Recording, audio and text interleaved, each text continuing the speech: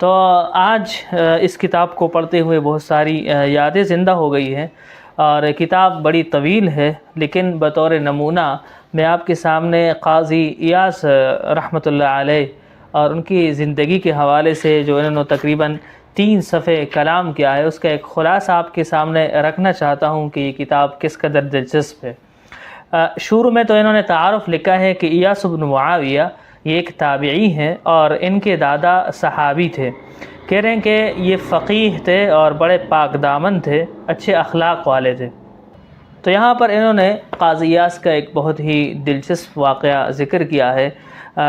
کہتے ہیں کہ ایک آدمی کہتا ہے کہ میں نے قاضی ایاس کی مجلس میں کسی کی غیبت کر دی، تو قاضی ایاس نے مجھ سے پوچھا کہ هل غزوت الروم، کہ آپ نے روم کے خلاف جہاد کیا ہے؟ قلت لا، تو میں نے کہا کہ نہیں کیا۔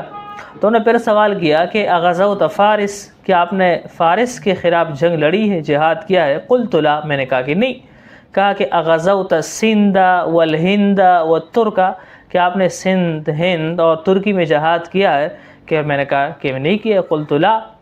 تو انہوں نے کہا کہ اسلم منک الروم والفرس والسند والہند ولم یسلم منک اخوک المسلم، کہ بھائی روم بھی، ایران بھی، ہند بھی، سندھ بھی، ترک بھی، یہ سب تو آپ سے محفوظ رہے، ایک مسلمان آپ سے محفوظ نہیں ہے کہ اس کی آپ برائیاں کر رہے ہیں۔